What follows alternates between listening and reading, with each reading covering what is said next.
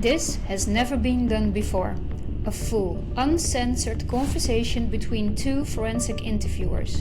And one of them, former FBI agent Joe Navarro, known for catching spies and shaping the field of behavioral analysis. And the other one is me. We didn't just talk body language. We challenged each other on protocols, ethics, and what it means to stay human while navigating high-stakes conversations. This is for young professionals, the social workers, the skeptical scientists, for everyone who ever wondered, how do you actually read a room when the stakes are high and the trust is low? And I said the first thing I learned as an FBI agent, that the confession was not my first priority. And they looked at me and said, "What?" I said, "No, my first priority was FaceTime." That's why we made 2 episodes. Part 1 gives you the technical foundation, and Part 2 takes you inside our minds. Episode 1 is live now. Let's talk about the Mind Hunter's mindset.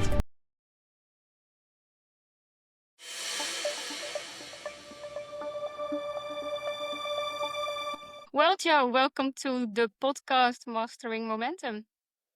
Finally, I've been waiting a long time to be invited by you, since I've known you for so long. Yeah, but I also was a bit nervous, maybe because I'm not working on this podcast for a long time now. So I was like, I have to get into it before I get my mentor on the podcast as well. Well, you've done well. I mean, I've seen most of your podcasts, even the ones that I didn't understand because they were in Dutch. They seem to flow nicely, and so I'm glad you're doing it finally after so long. Yes, we always talk about that I should listen a little bit more as a mentee to your advice. So here we are. It's all about timing. There's a time and a place for everything, and you had a lot going on with your life. We had COVID that we had to deal with, and everything else. So it's now's the right time. Yeah. It's very good to have you finally on the podcast and have just another conversation, I guess. And the funny thing is, we don't actually often talk about nonverbals. That's an interesting point. Yeah, we rarely talk about body language. It seems like there's so many other things to talk about, but our backgrounds are so similar that there's always something fun to explore. Yeah, for sure. Well, maybe we cannot imagine this, but there are a lot of Dutch people who don't know you very well. So maybe it's good to start with an introduction. Tell us about who you are, what you have done, how did your career look?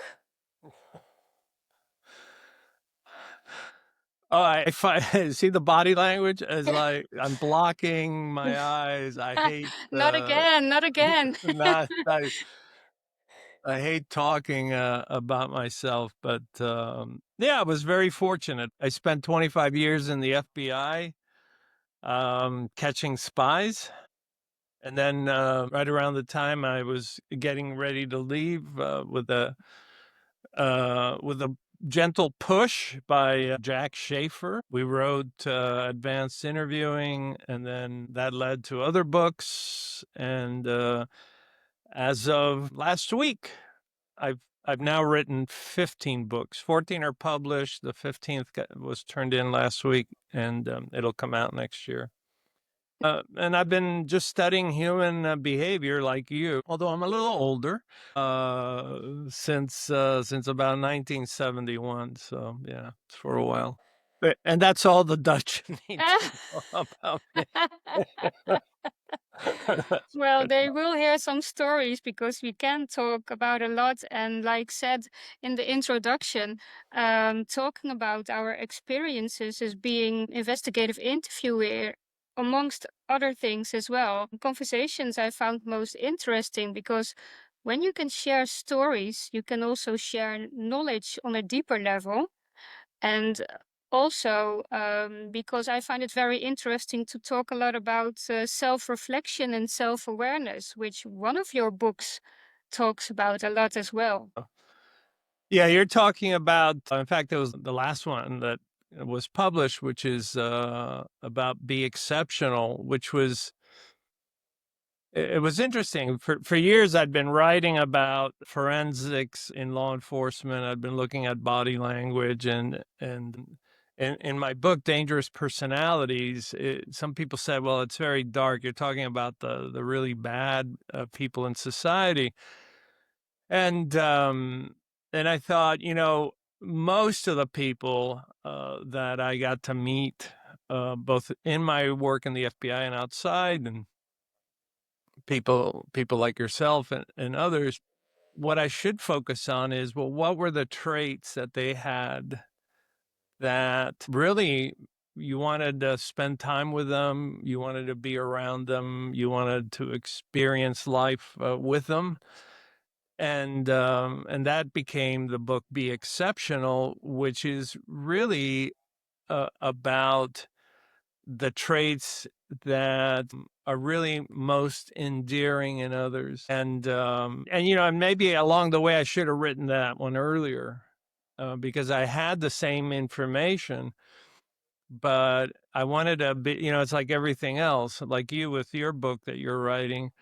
I wanted to be in that place where I could relate, these stories. So yeah, a lot of introspection, looking at my own life, and in fact, that's one topic you and I spend a lot of time on, is as we look at ourselves and where are we now, where are we going.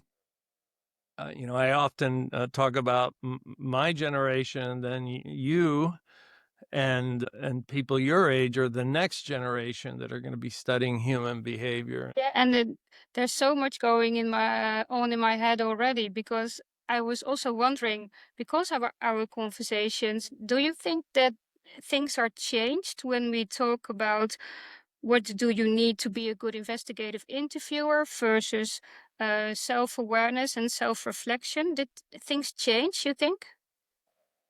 Well, that's a very good question. When you and I first started talking about the similarities, my job and your job, it was really, I think there was a lot of consensus because in law enforcement, you're really a paid observer.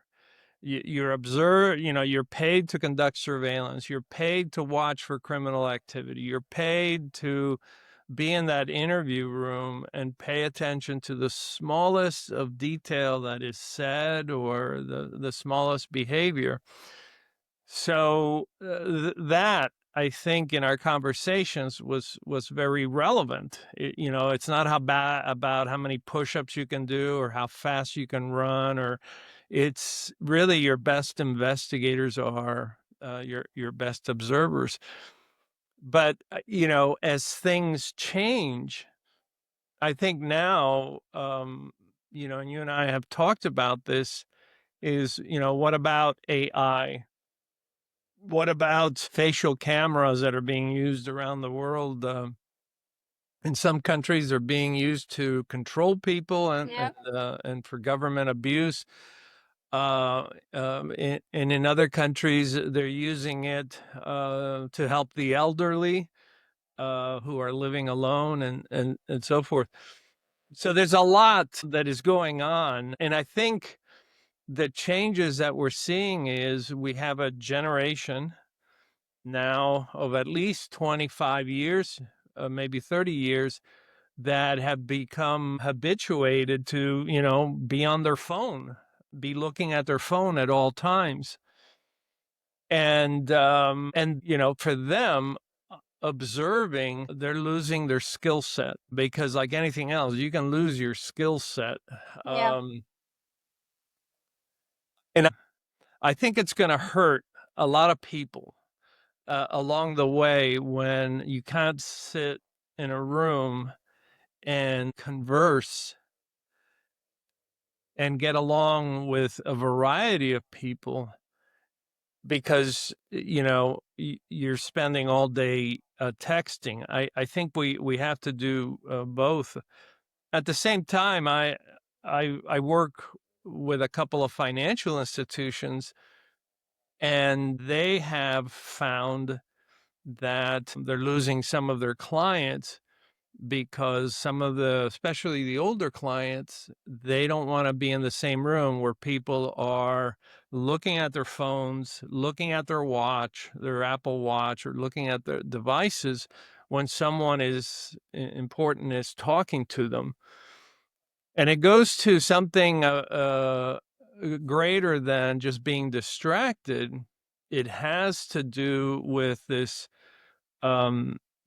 other concern, which is, well, if you've got my information on the screen, what's keeping you from taking a picture of it with your camera or with your Apple phone or whatever? And what's permissible outside between teenagers is not inside, but it's definitely affecting the way people can observe each other. Is it then more about trust in a situation you talk about, or is it skills? I wonder. Well, I think it's two. I think it's two. I watch people all the time. As you know, I keep these journals of hundreds, actually tens of thousands of observations now. I was writing in it the other day, and I noticed how often this topic comes up. I was watching a young family at the airport, and everybody had earphones and their devices. Not once did any of them talk to each other in the hour plus that they were waiting at the airport. Now, that's, in a way, it's great. The kids were quiet, the parents didn't have to behave, but they had no idea what was going on around them. The richness of the environment, the nuance of the environment. And so I think this is a generation. The parents were under 30, so I think this is a generation that's going to be missing out on a lot of nuance in a work environment. I've seen two things happen where people actually don't want to talk to each other on the phone, and they want to put everything by text, not realizing that in some organizations there has to be a record of communications, Yeah. and so forth. But secondly, and I started to seeing this years ago when I was doing some work with psychologists. And this was around the time when medical records, they wanted to standardize them into electronic records. Everybody thought, oh, electronic records, you can transfer them all over the world. You can take them with you. Yeah, but there's one problem. You have a person that's on a device and they're doing, they're writing or they're Yeah. doing this. And patients started to complain about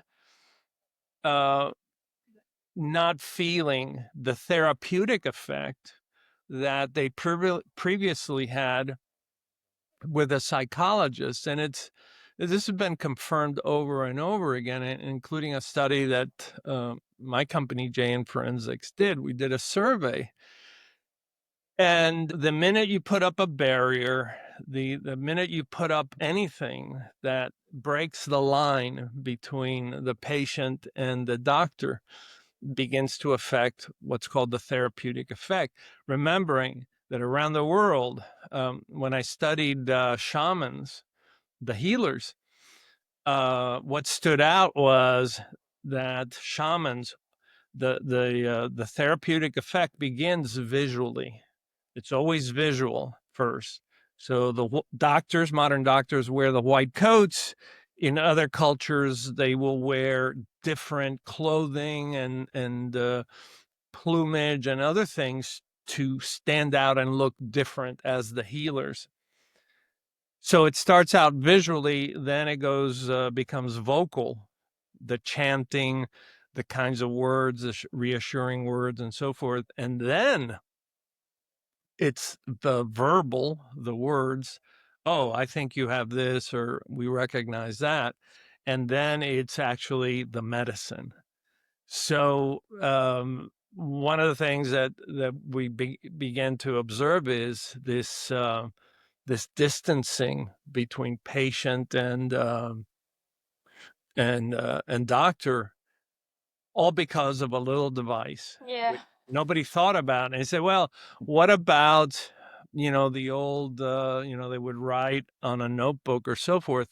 Yeah, but you saw more of the person, and these small effects have differences. So yeah. So many questions already because I was thinking first about the discussions we have in the Netherlands a lot about that young people and young consultants, for instance, they are actually becoming afraid to to call people, right? To have conversations, to have discussions, and linking that to your book in being or becoming exceptional.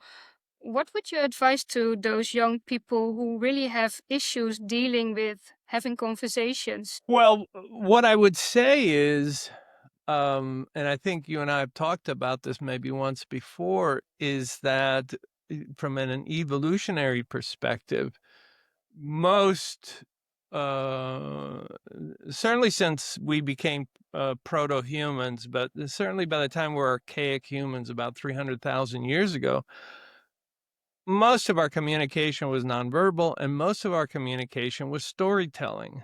The hunt, Yeah. there was this, the fear, we still see it. We still see it in pre-industrial society. If you go into the Amazon, if you go into parts of Africa, um, they will still sit around the fire and tell a story.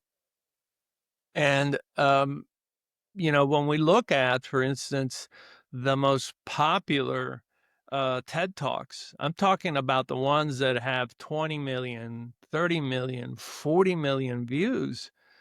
Notice how much of them, not one of them has text messages on them. They're all about storytelling, and storytelling is a powerful way of conveying meaning and sentiment. And by that I mean is, I could ask you to sell the pencil, but how do you value it?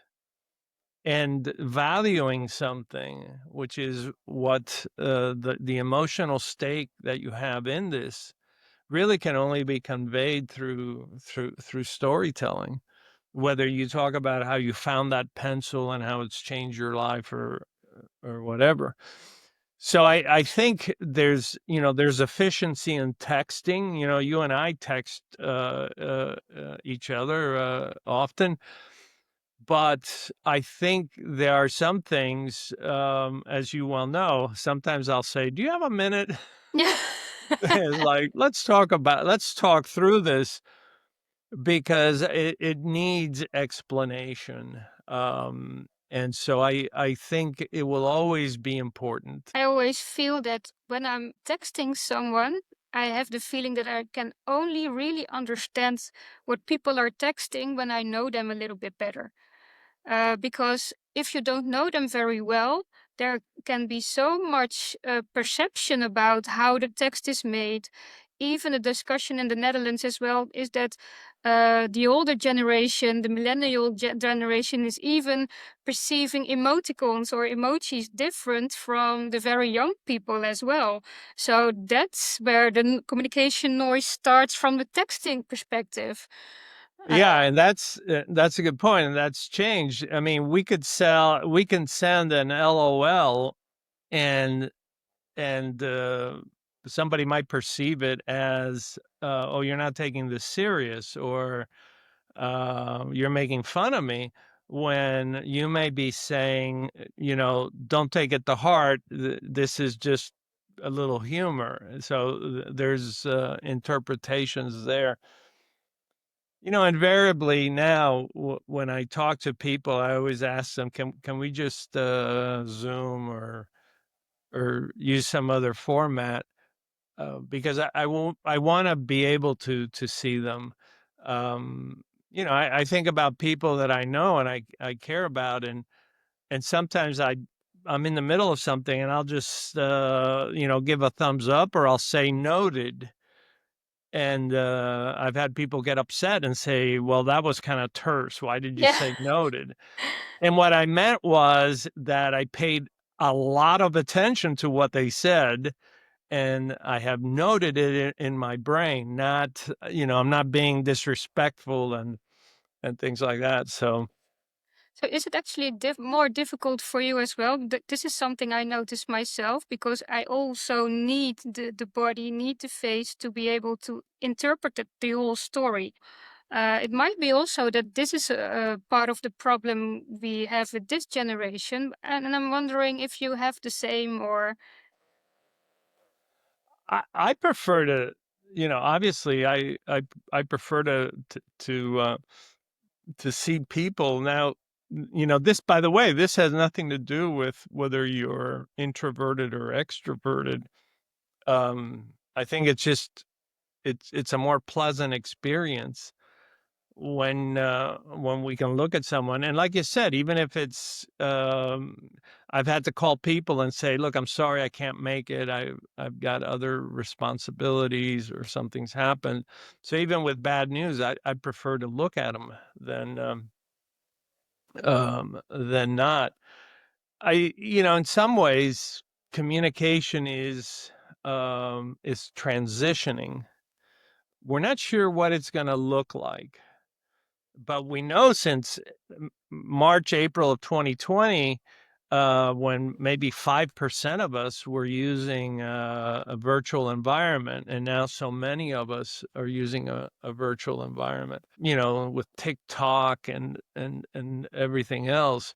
What that will look like in the future, I don't know. My biggest concern is that we are over focused in one narrow area. And I've already seen traffic accidents because of that. yeah, I have seen people fall, bump into things.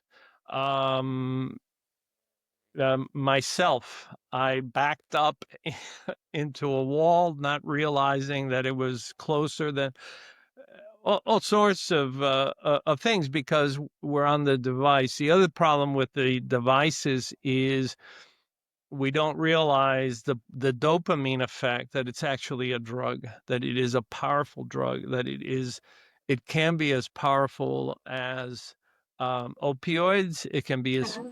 powerful. I saw one study that it can be as powerful as the sex drive.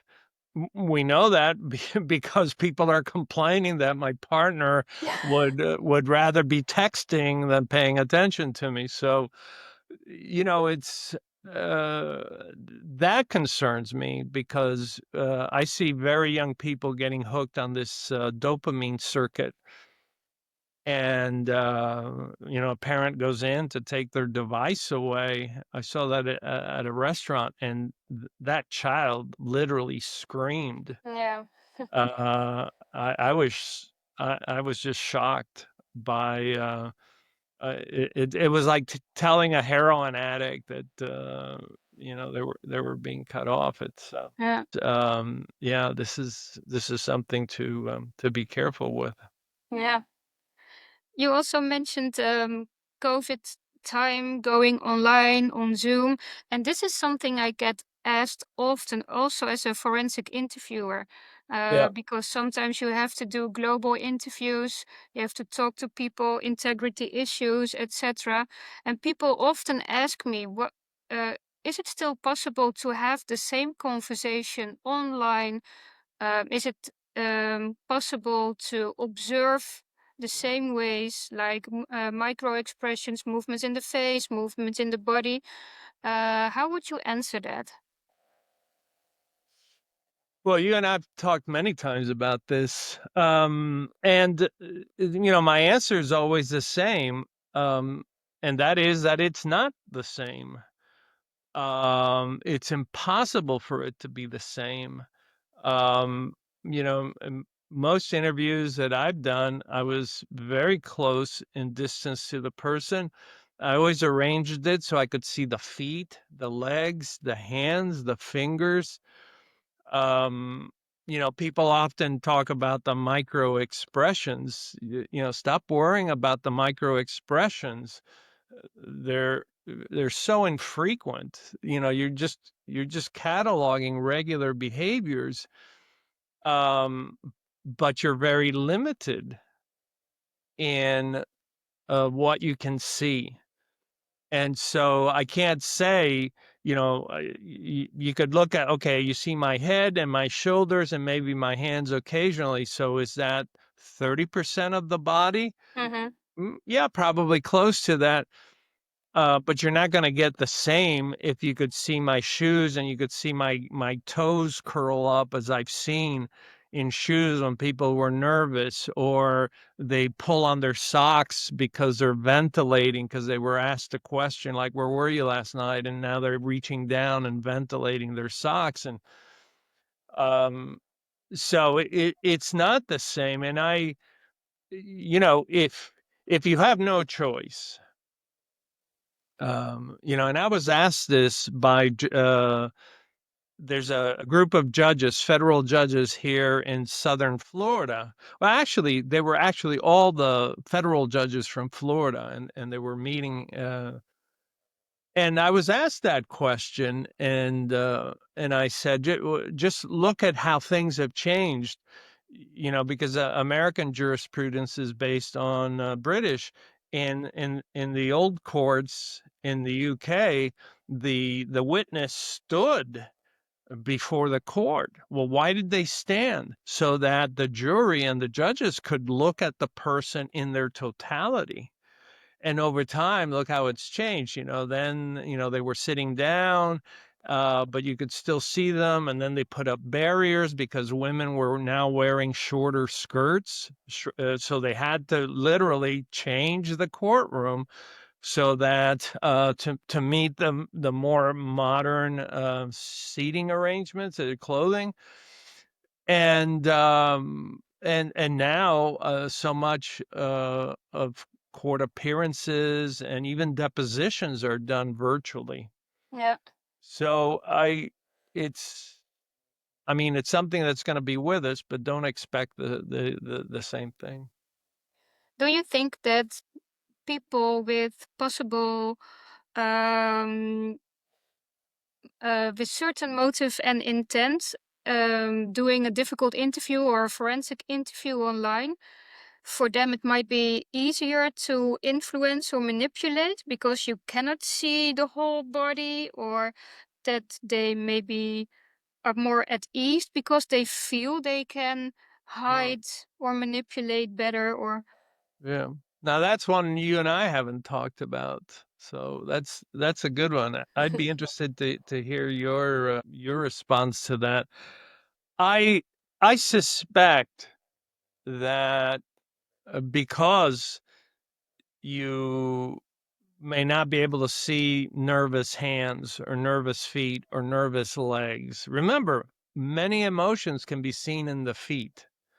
So the fact that you can hide some of that, or the fact that you can set the camera so you're very close, can affect it. And I think there's probably unscrupulous people out there that could coach someone and say, look, set up the camera this way. Um, there's also hide the hands, do yeah. all sorts of things to shape that. I mean, this is the first time Yeah, we've talked about it. What do you think? I think, and actually, I do think I've observed that it could be easier for people because there is more distance and they can have more distance, that they feel um, more confident about hiding certain issues or discomfort, or and maybe only the mental state itself can create something you wouldn't have if you were in a live conversation, a face-to-face conversation. And we also talked about proximus, right? So the personal distance that Right. is needed to have a good conversation is also different online than when you have a face-to-face conversation. Yeah. You just prompted something in me from what you said, and I agree with you. And those are very valid points. And one of them, which, like I said, was prompted by you, is we forget that in a room, my body language will affect your body language. And and you can test this easily. If you smile, I smile, right? But there are subtle things that I could do, which I could do with all of my body. For instance, you could say something, and if we were in the same room, I might be able to tense my hand and make a fist. Subconsciously, that will register with you. You may not see that in a virtual environment. You may not even be able to see me steepling because I'm steepling low. And so I may be trying to convey confidence, but it may be difficult for you to see. So yeah, Yeah, I interesting. definitely, yeah. Yeah, sometimes I also coach, as we talked about as well, internal auditors and especially global auditors who have to give back their findings after interviews.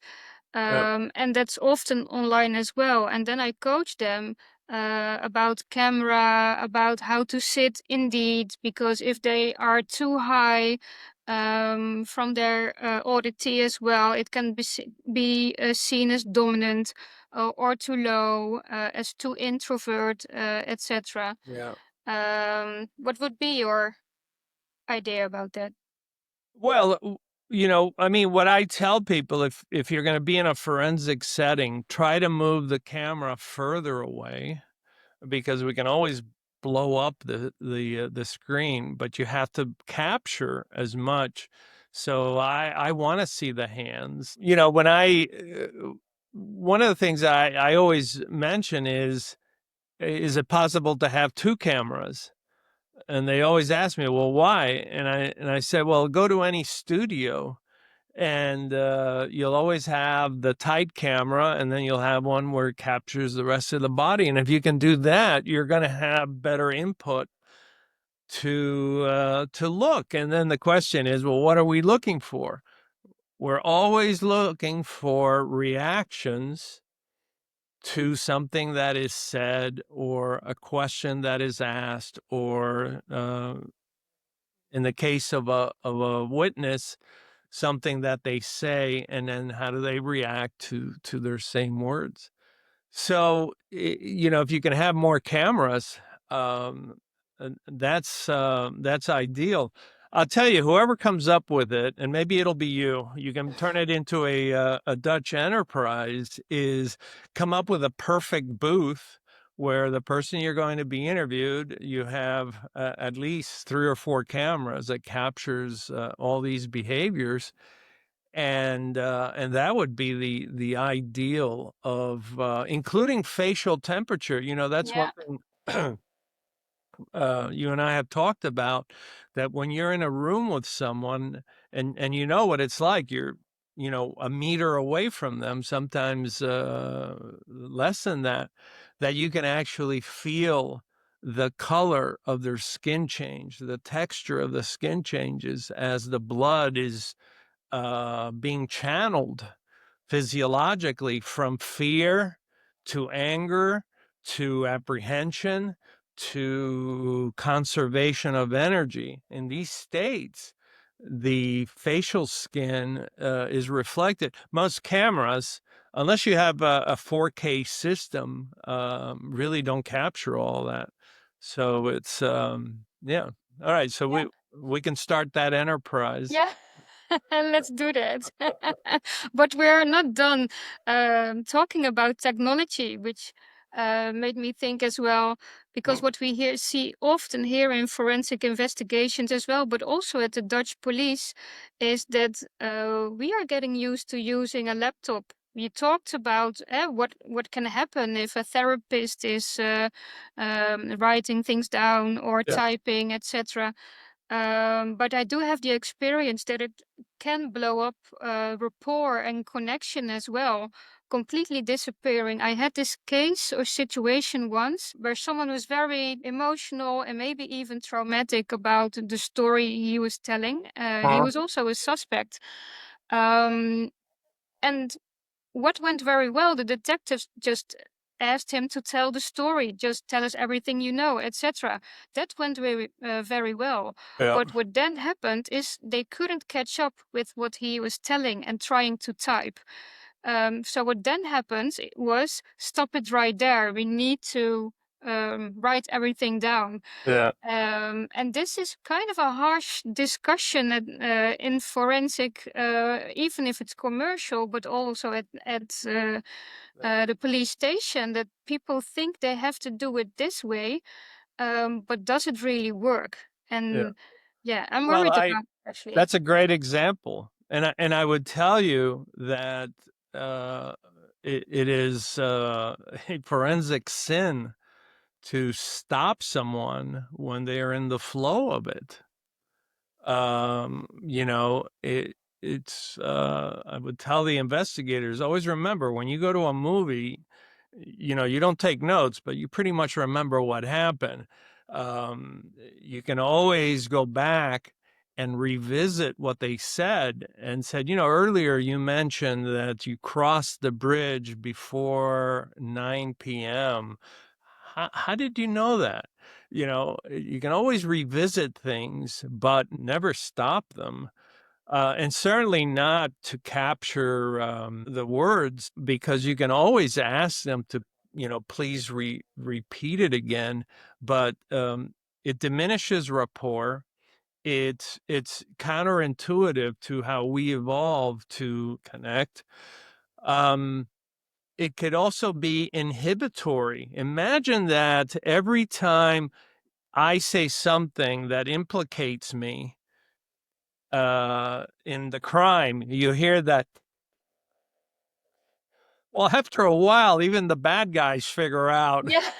that, maybe I should keep my mouth shut, because every time I say something that gets me into more trouble, I hear that, you know, and, you know, that I used to teach, Jack Schaefer and I used to teach the advanced interview course at the FBI, and I always told investigators, if you're going to write, have that pencil always moving. Yeah.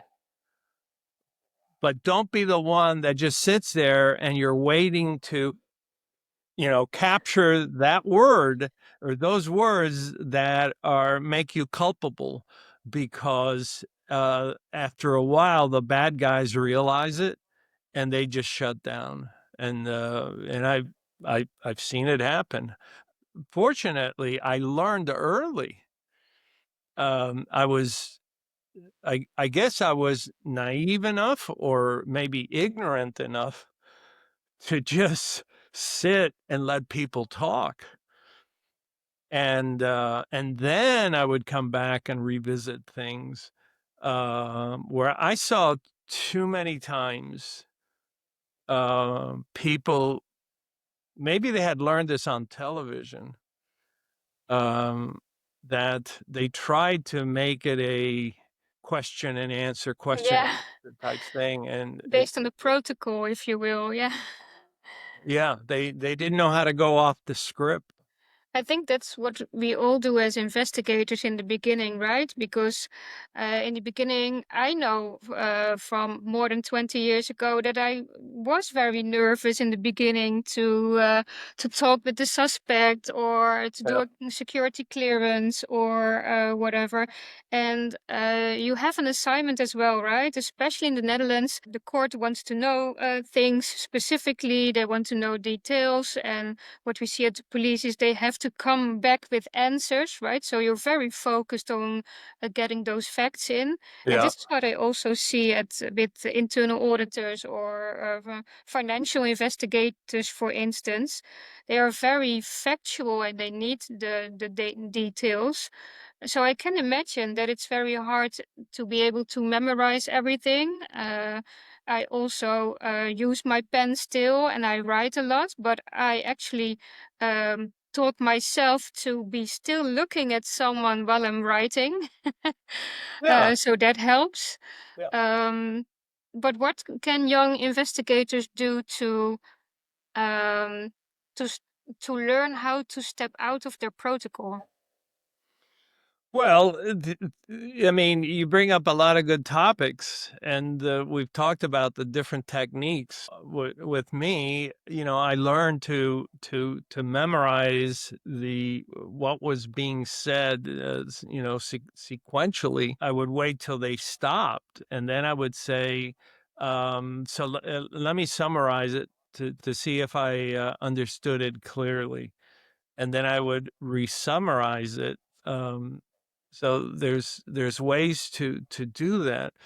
The other thing that a young investigator can look for is to look for what is going to satisfy the statute or the law, what we call the corpus delicti, which is, for instance, with burglary, is you have to, number one, you have to enter a structure.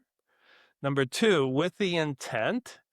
Number three, to commit a burglary, okay, steal something. Or number four, to commit a felony. So I'm all the time listening for that person saying, yeah, so Ralph and I, we decided to break into the building. Boom. Okay, fantastic. That's number one, entering the structure.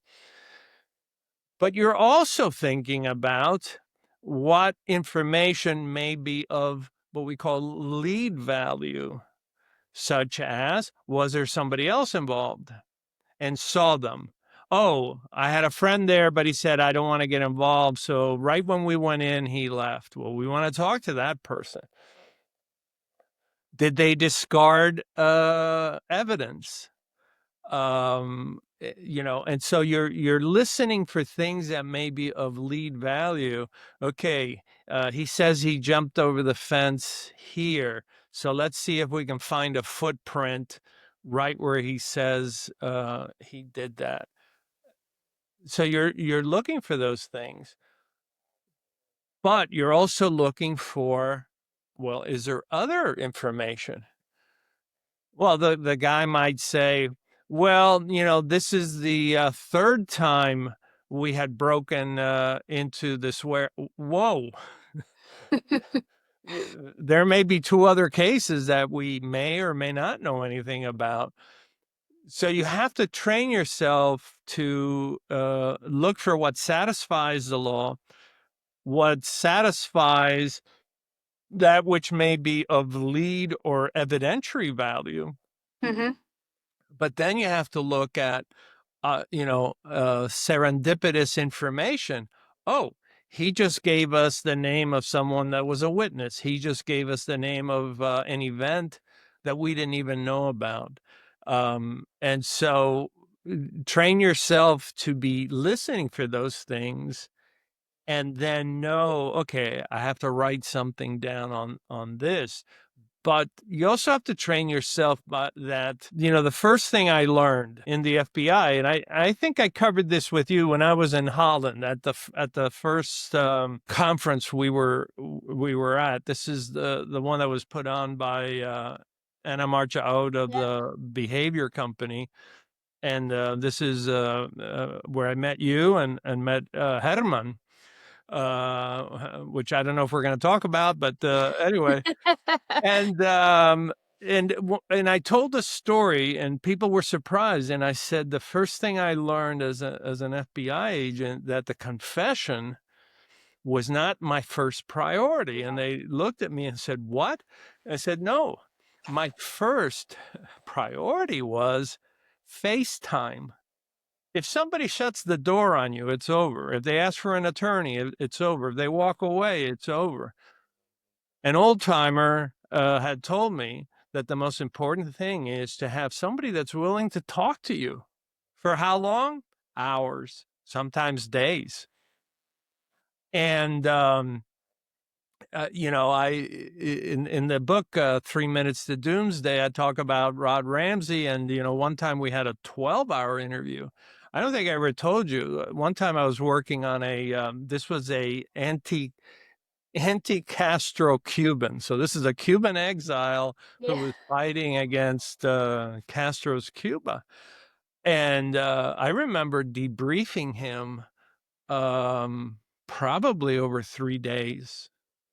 I mean, we would eat, we would, obviously sleep and so forth, but over 3 days this would go on. And the most important thing was keep him willing to stay. And if as an investigator, you remember that to get people to trust you, get people to at least find you interesting enough and not objectionable, so that you can stretch FaceTime. Eventually, you'll get most of what you get. I found that the least successful FBI agents were the ones who could not make people comfortable, and were not good interviewers.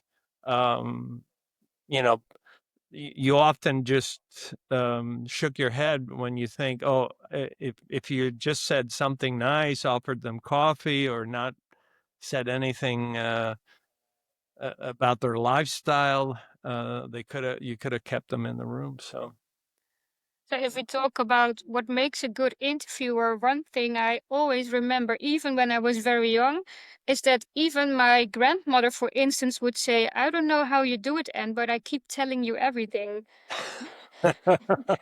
And I still had this experience with the AVD as well, the Dutch Secret Service, where I had to screen people or vet people for security yeah, clearances, and it got very confrontational sometimes, because you have to talk about your own vulnerabilities, about reflecting what could be a vulnerability while it's not even there yet, yeah, talking about your relationships, your financials, right. etc. And it could be very confrontational. And afterwards, they still told me, and I don't know how you do it. I don't even remember what I told you, but I've told you too much. So I Well, think that made me a good interviewer. And I don't know if it's maybe a talent or that it's something you can learn. Um, I mean, having been around you, having seen how you talk, seeing how you get information out of me sometimes, um, I think a lot has to do with, number one, you're very trustworthy. So there's the trust factor. Um, but it also has to be with, and it's that simple, just likability. The best interviewers are the most likable. And I think whether it's because you develop this trait because of your grandmother, or being around the right people, or you looked around and you said, well, that technique works, whatever it does. But yeah, I can see where people are very comfortable around you. I'll tell you, the best interviewer in the FBI I knew was a guy named, I can't give you his full name, but his first name was Barry. And Barry went around the country. He would just be, this is a tough case, give it to Barry. And Barry looked, but by the time I met Barry, he was, in his late 40s, early 50s, and he just looked like a priest. He had this kind face. He had a soft voice, And I mean, when he would tell, I remember meeting him, and he said, "Sit down." And I'm thinking, "Oh my God, I'm ready to confess to this man, and I haven't done anything wrong yet." But he was just so kind and so soft spoken. I remember him saying, "Joe, we've never met before, have we?" And I felt like saying, "No, forgive me for not having met you before." But it was his tone of voice. And the FBI would just send him to all these cases and say, "Okay, this guy's been interviewed. Let's get Barry in there." Never raised his voice. He was always very thorough. Let's clarify this point. He was the antithesis of everything that you saw on television, slamming things down, acting tough, light, Yeah. and nonsense like that. And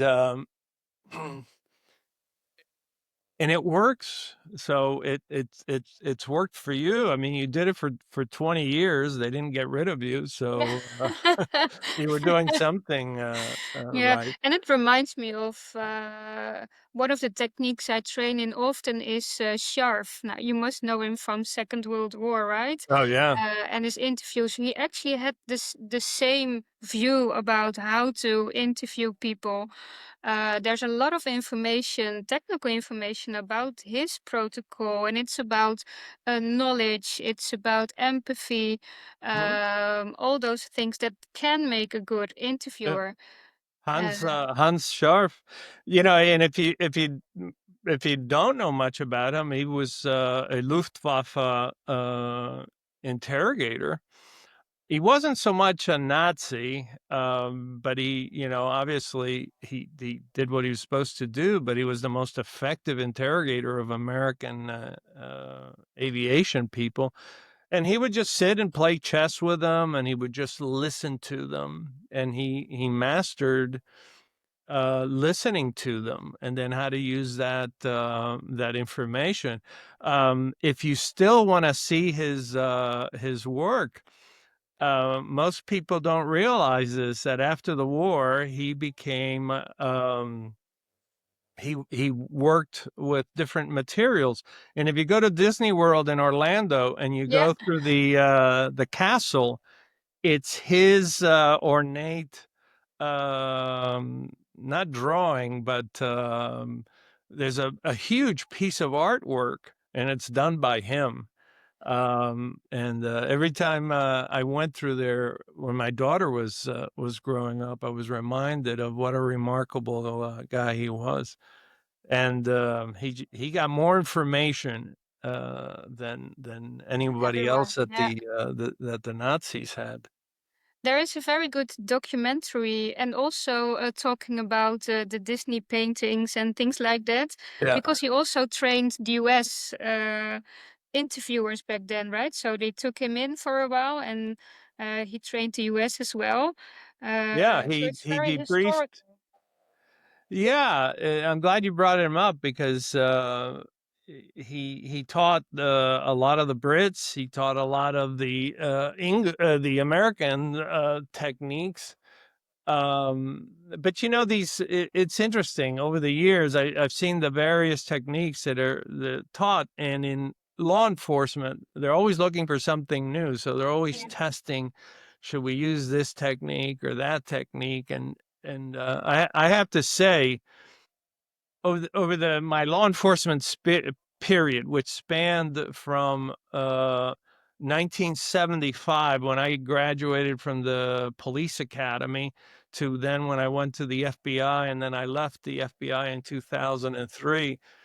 Invariably, it was the softer techniques, the patient techniques that had the greatest effect. And it didn't matter whether you were working with criminals, street thugs, or you're working with terrorists. It was over and over. It was the most effective. Yeah, and what I also tend to say and tell people is, like you say, we constantly look for the holy grail, not only in nonverbals, but also in interviewing techniques, conversational techniques, even. Yeah. What we now also know from research as well, it is that different kind of techniques work better for different type of interviewees, right? For instance, if you pay a lot of attention to rapport building, showing your empathy, someone who has already decided that they are going to lie, you can build rapport as long as you want, but he won't give that much information still. Um, what's your Yeah, view I on that? mean, all rapport building really does is guarantee you more face time. You still have to go back to what I said earlier is you have to satisfy the law. You have to satisfy at least some leads or things that may be of value. So you're always getting something. I always taught interviewers, look, you may not get a confession, and that's okay. There's been times when I didn't get confessions, I got admissions. Sometimes I didn't even get an admission, but I've gotten details about their life, and the manner in which they think or communicate that may be helpful to somebody else. So no interview is worthless. But the other thing is the expectation of always expecting that you're going to have a Perry Mason television movie type confession. Um, you know, Sometimes 30 admissions is as good as a confession. I talk about when I was working espionage cases, a lot of times these guys wouldn't say they were committing espionage, but we knew they were in the military, so we knew their base pay was $180, $160 a month, but they're spending $2,500 a week on partying and prostitutes and other things. So we didn't even have to ask that directly. We just had a forensic accountant come in and say, well, you were spending this much money. So where's that coming Yeah. from? And Explain. yeah. And then it's like, oh, did I really reveal that much? Yeah. Not only that, we have witnesses that you would come into back then it was a discotheque, and that you would buy a round of drinks for everybody. Well, back then at X amount, and so if you're smart, you can get a lot of good admissions, Yeah. and that often is enough as you know. But then other times, with the protocols that I'm sure you use, where I know, like for instance, in the U.S. government, to get a top secret clearance, there's 182 things that must be answered. Well, you just have to get to that. Yeah, exactly. It's not a questionnaire or an interview. It's how you can get back to certain topics. And there's also in the Netherlands, we care, of course, a lot about privacy as well. And some questions you cannot ask directly. What is your religion, etc. Right. It's not a question you should ask, or did you ever have an affair, or it's the conversation which will lead to. Yeah, um, and but at the same time, it's some things governments self-impose. For instance, don't ask questions about religion. Did you have an affair or things like that? But at the same time, we know that there are exploitable weaknesses that are based on religion, exploitable weaknesses that are based on the fact that maybe you're hiding your sexuality from your family, and so that can be exploited. We know. I mean, I've seen the Cubans do it. I've seen the Chinese, even the Yeah. Hungarians do it, where they exploit the fact that this person has family. They exploit their ethnic connections back home. What we used to call an espionage. They have a long tail, and so I've seen in some places where you said, well, you can't ask if they have anybody living in communist China. Well, that in fact is an exploitable weakness. So some of the things we self impose, but there are ways, obviously, to To get get to the topic still. information. Yeah. Yeah. Yeah.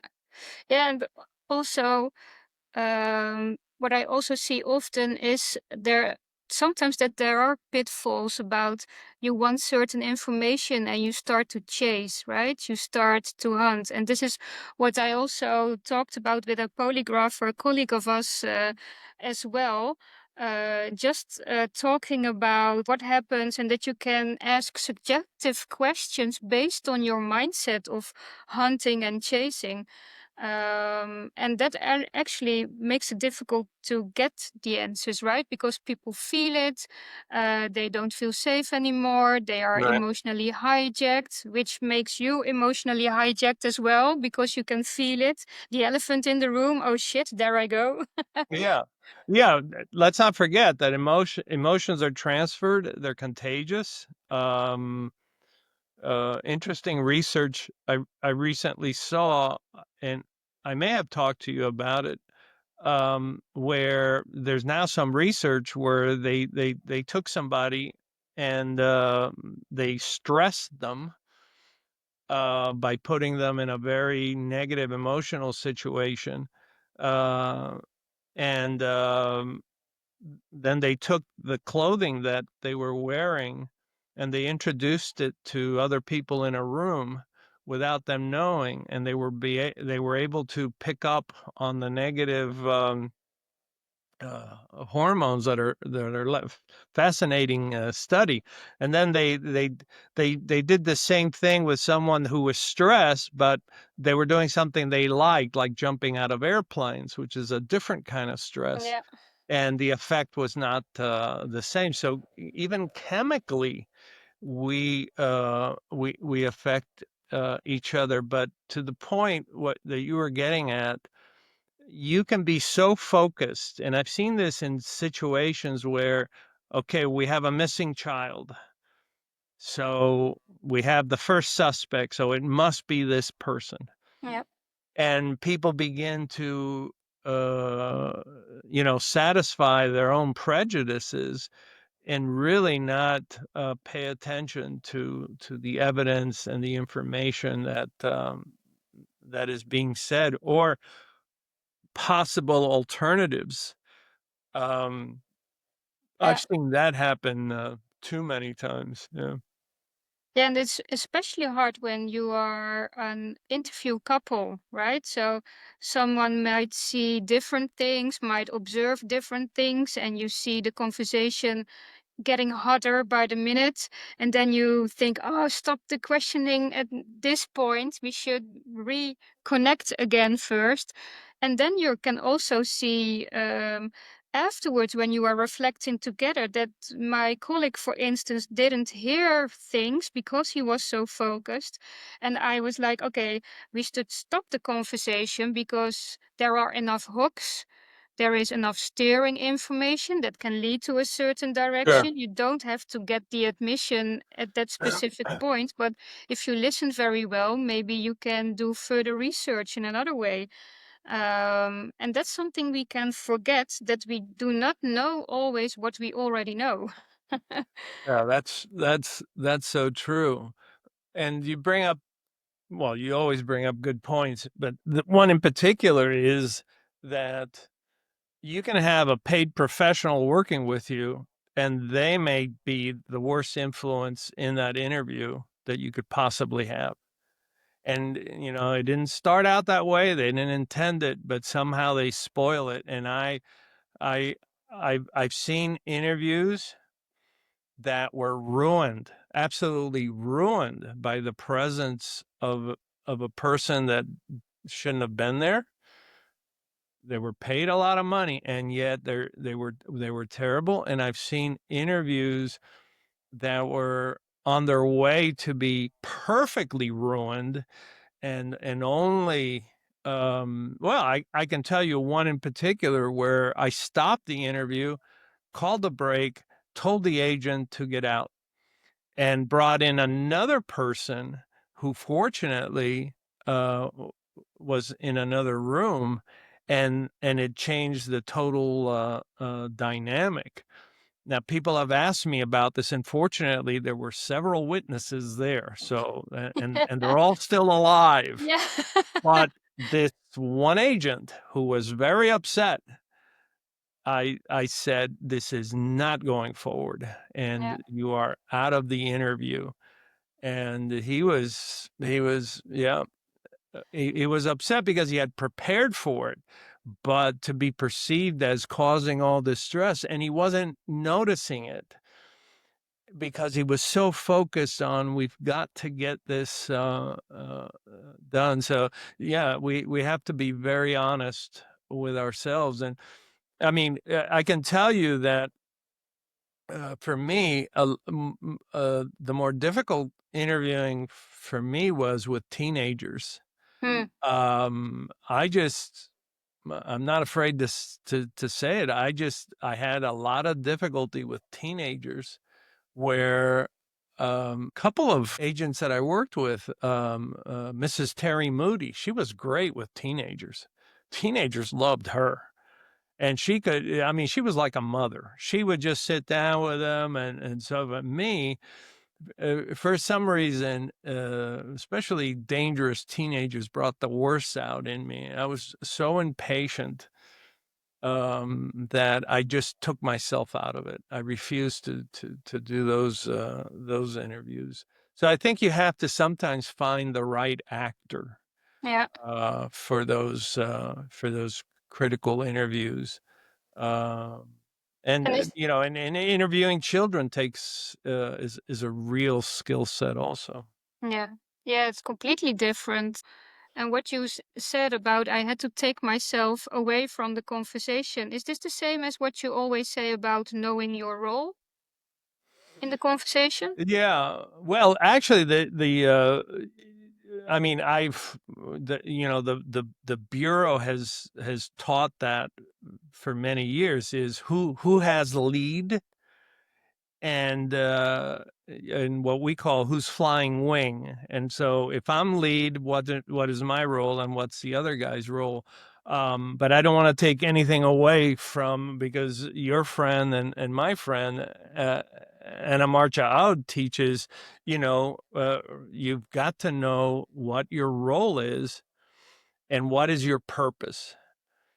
And obviously, and she's in the private sector. In criminal work, everybody has to have a role in that room. If they don't Yeah. have a role, then they shouldn't be in the room. Yeah. And I see a lot of police interviews, especially from America, where you've got a guy that just sits in the room. He doesn't do anything. He's a law enforcement officer, and I'm thinking, why is he even there? That, it's already being videotaped. Why is this extra person there? So there always has to be a role, and it has to be purposed. Yeah. And but then my definition of interviewing is much different than everybody else's, because I view interviewing as very simple. It's effective communication with a purpose. I don't complicate it at all. It's really very simple. We are going to talk, and we're going to go back and forth, and there's a purpose, but it has to be effective.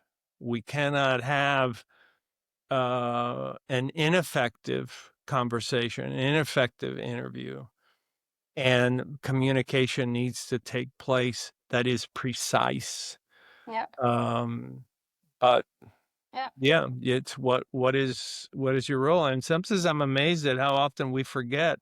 you have two police officers in the interview room and they forget what their role is. Who's in charge? Who's, who's going to pursue the facts and who's going to pursue the story?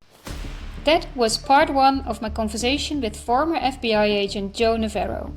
We went deep on technique, ethics, and what it means to really connect, especially when the pressure is on. In part 2, we'll take a more personal turn, reflecting on the impact this work has on us, and about the mindset behind mastering momentum. So make sure to subscribe, share this with someone who trains or interviews for a living, and follow me on LinkedIn, Instagram and YouTube for more behavioral insights and high-stakes communication.